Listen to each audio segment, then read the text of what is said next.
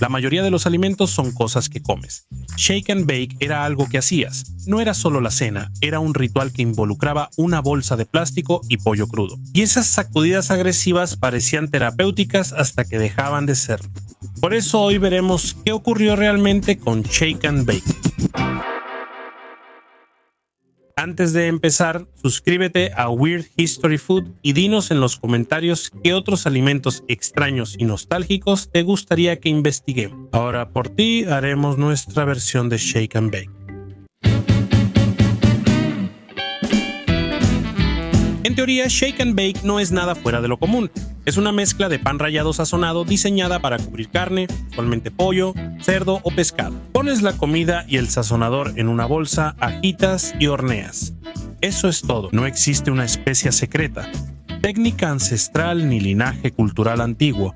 Solo es pan rallado con título técnico. Pero esa simplicidad oculta el hecho de que Shake and Bake surgió en un momento muy específico de la historia estadounidense, un momento donde tiempo, trabajo y expectativas en la cocina colapsaban silenciosamente. Después de la Segunda Guerra Mundial, la vida estadounidense se aceleró y los suburbios explotaron. Figurativamente, los trayectos al trabajo se alargaron, la televisión marcaba la cena y más mujeres se unieron a la fuerza laboral. Tener a alguien en casa para que la cena estuviera lista cada noche empezó a sonar optimista. Las empresas de alimentos respondieron creando nuevos productos que eliminaban pasos para vender más. Sí, los años 50 y principios de los 60 fueron una época dorada de solo agrega agua, mezclas para pastel, puré instantáneo y cenas en caja que prometían satisfacción en 30 minutos, aunque ya había mezclas como mezcla de pollo Kentucky Coronel, Dixie Fry y empanizador picante de pollo de Morton's Nashville aún requerían esfuerzo. Tazones, huevos, leche, limpieza. En cambio, agita y hornea era un atajo. Fue un pionero para los productos alimenticios que se preguntaban ¿y si eliminamos todo lo molesto y dejamos solo la ilusión de esfuerzo? Es la misma filosofía detrás de las bandas transportadoras en los aeropuertos. Técnicamente sigues caminando, pero todos saben que emocionalmente ya te desconectaste. El empanizado tradicional lleva varios pasos: harina, huevo y pan molido. Está bien si eres chef, pero es molesto cuando estás cansado, y más si es martes. Aquí la verdad sobre el pan molido: no quiere estar en tu comida. La adhesión suena bien hasta que ves cómo el empanizado se desliza de una pechuga de pollo en el horno. Notas que, como un padre que se va por cigarros, no volverá. El empanizado tradicional es una ilusión creada por libros de cocina de gente más enérgica que tú. En este sentido, Shake and Bake no arregló la cocina, arregló el camino. Dijo: ¿y si las migajas realmente cumplieran sus promesas? Porque si no, se van a caer o van a cubrir más tus dedos que lo que estás tratando de cocinar. Y ese era el problema. Shake and Bake decidió resolver el problema sin pedir a los cocineros que agregaran un agente aglutinante. Incluía lecitina y claras de huevos secas que se adherían a la carne y ayudaban a que el pan rallado se pegara. Ese adhesivo químico fue creado por la científica Ruth Sims, quien también desarrolló el relleno para estufa. Así que prácticamente controlaba el mundo de los productos con pan rallado. El punto es que ya no hacía falta saber lo que hacías. Shake and Bake solo pedía confiar en la caja, no en ti mismo.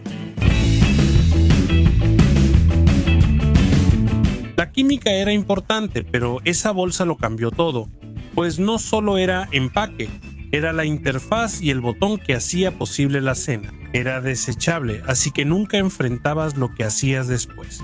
Pon el pollo, vierte la mezcla, sella la bolsa y luego agítala con una intensidad que podría revelar más sobre ti de lo que te gustaría admitir. Esto no era solo un empaque, era infraestructura emocional industrial.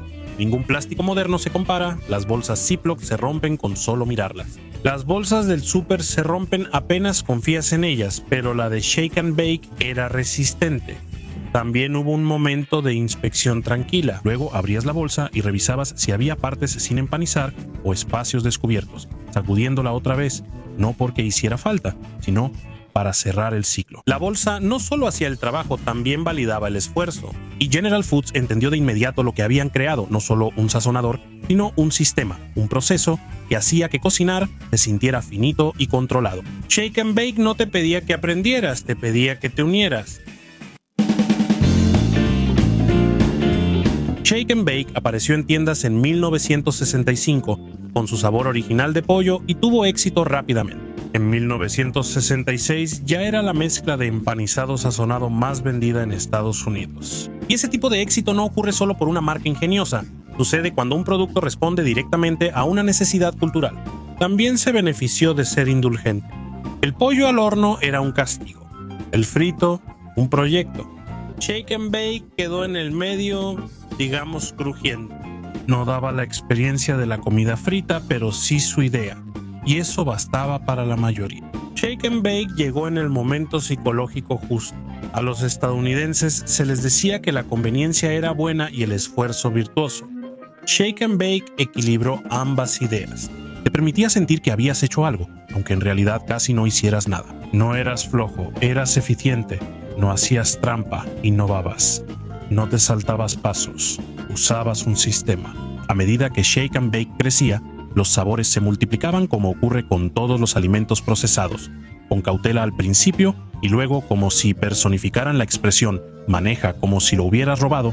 El sabor tradicional solo era el acto de apertura. El extra crujiente llegó rápido porque en Estados Unidos no basta lo regular. Después apareció el limón con pimienta, fresco y optimista. El cajún llegó a principios de los 80 durante esa larga etapa nacional en la que cualquier cosa con pimentón y un acento vago se etiquetaba como sureña, y ninguno de estos sabores intentaba redefinir la cocina. Daban la ilusión de elección mientras te mantenían seguro en el búnker de pan molido. Después llegaron los fantasmas. Shake and Bake ocultaba un menú entero. Sabores que existieron brevemente no dejaron rastro y ahora solo sobreviven en la memoria de personas que juran haberlos visto una vez en Kroger en 2009. Sí. Ranch chili, limón, ajo rostizado, crunch de pretzel con hierbas, búfalo. No se descontinuaron, solo se perdieron en el mar.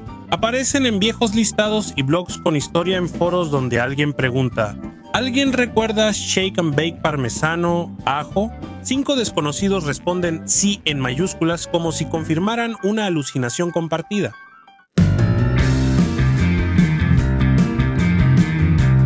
Shake and Bake siempre ha vivido en ese estrecho corredor psicológico donde la gente se siente responsable sin realmente cambiar su comportamiento. Horneado, no frito, así que uno piensa, ¿esto es mejor? ¿No freíste el pollo? Así que eso significa que se ha logrado el equilibrio, la ciencia está satisfecha. La etiqueta nutricional, por supuesto, cuenta una historia más complicada. Shake and Bake sigue siendo procesado, sigue siendo salado, y sigue haciendo lo que hacen las mezclas de condimentos al agregar una infinidad de factores tanto naturales como artificiales a tu dieta. A diferencia de freír, parecía más saludable y permitía decir que se comía ligero, aunque el crujido seguía presente, lo cual era importante. Es como pedir Coca Light con hamburguesa y papas creyendo que así se equilibra el universo. Shake and Bake no quitó el placer, lo redefinió. No eras malo, eras razonable y eso vende. Lo mejor es que Shake and Bake nunca prometió arreglar tu dieta. Solo ayudaba y no te pedía reinventarte. Solo quería que el pollo no supiera triste y que supieras que te entendemos. ¿Estás intentando...?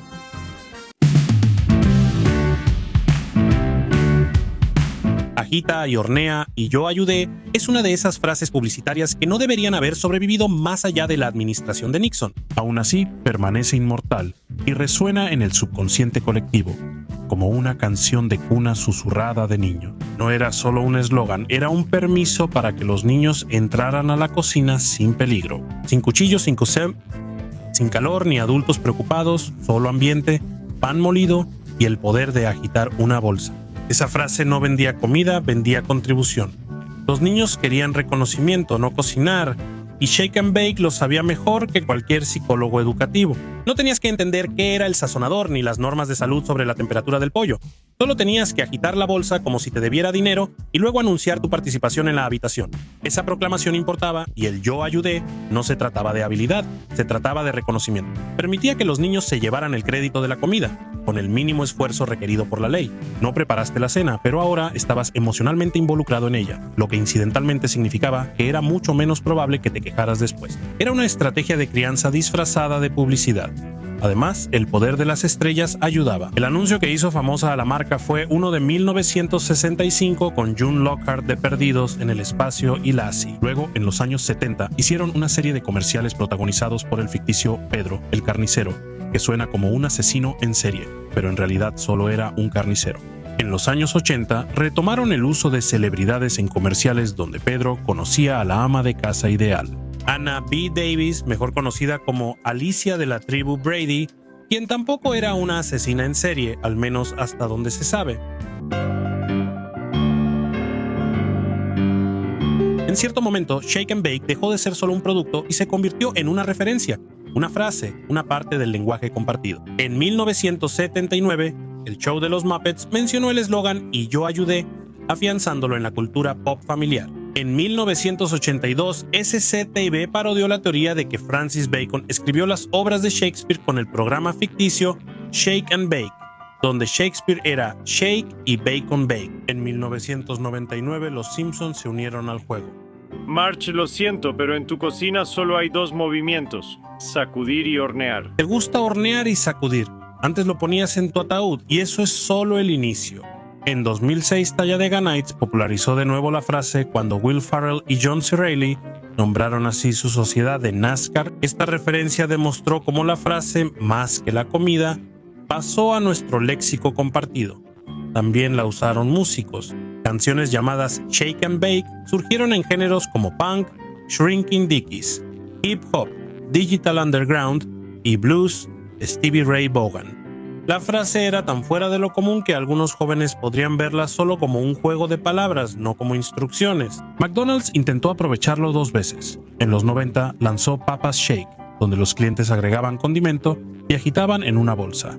Más recientemente, McDonald's. Japón lanzó Shaka Chicken, un filete de pollo frito en bolsa donde los clientes agregan condimento y lo agitan. Es Shake and Bake, excepto en el nombre. ¿A cuántos cines has ido? ¿Has pedido la caja más grande para vaciar tus palomitas y mezclarlas con más aceite y sal? Esta nación creció con la idea de agitar en vez de hornear o solo comer tras agitar.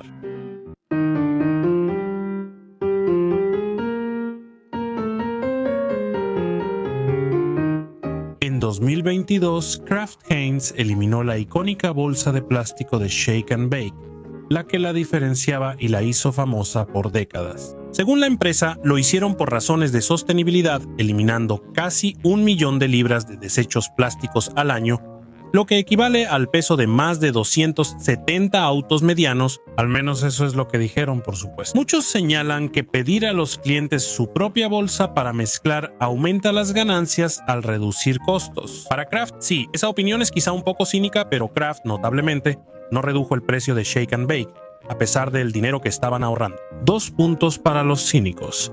Tras el cambio, acusaron a la empresa de reduflación y el internet se divirtió mucho, bromeando que al quitarle el shake, el producto solo era bake. Kraft no parecía estar muy preocupado por todo el asunto, y eso podría ser porque había muchos consumidores que apoyaban el cambio, aunque también podría ser porque Shake and Bake era el líder del mercado en su categoría, habiendo experimentado un crecimiento constante de 2 dígitos del 10.1% desde 2019. Independientemente de todo eso, el cambio tenía sentido a nivel ambiental. Emocionalmente, muchas personas estaban devastadas porque no perdían plástico, sino una emoción ritual, un recuerdo en sus manos. Pero Shake and Bake sobrevivió porque la bolsa nunca fue el producto. La promesa de Shake and Bake no era enseñar a la gente a cocinar, sino enseñarles que cocinar no tenía que dar miedo. La participación podía ser simbólica y medible. El esfuerzo no debía ser perfecto para contar. Para una caja de pan molido sazonado, es un legado increíble. A veces la cena no tiene que ser impresionante, a veces solo necesita ser sacudida violentamente y hacer que todos sientan que ayudaron. Y eso fue lo que realmente pasó. Agitar y empanizar. Entonces, ¿tú qué piensas? ¿Es lo mismo agitar y empanizar sin la bolsa? Déjanos saber en los comentarios de abajo. Y ya que estás aquí, échale un vistazo a algunos de estos otros videos de Weird History Food.